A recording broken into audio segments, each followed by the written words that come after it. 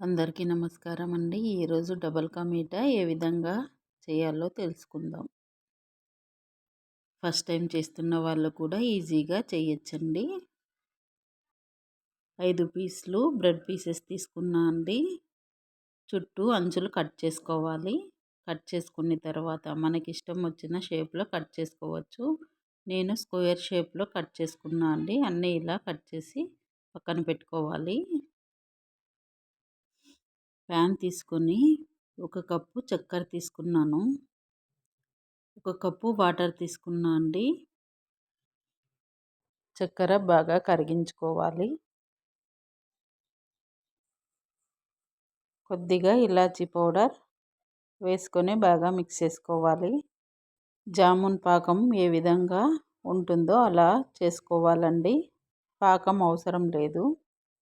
Deep ఫ్రైకి సరిపడా oil పెట్టుకొని ఆయిల్ బాగా వేడయ్యాక ఇందులో మనం బ్రెడ్ని వేసుకోవాలి. ఒక్కొక్కటి వేసుకోవాలండి.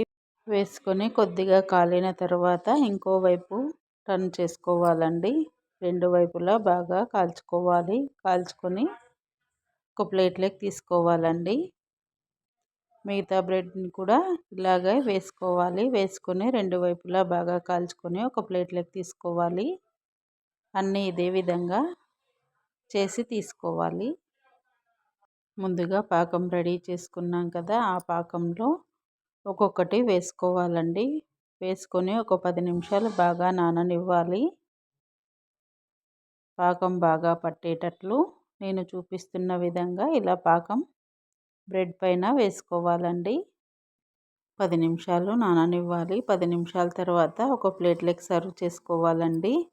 ఎంతో టేస్టీగా ఉండే డబల్ కా మీఠా రెడీ అయిపోయింది. ఈ స్వీటు 10 నిమిషాల్లో రెడీ చేసుకోవచ్చండి. గోడంబి ఇలా చిన్నగా తురుముకొని వేసుకున్నా అండి. ఏ డ్రై ఫ్రూట్స్ అయినా వేసుకోవచ్చు. చాలా చాలా టేస్టీగా ఉంటుందండి.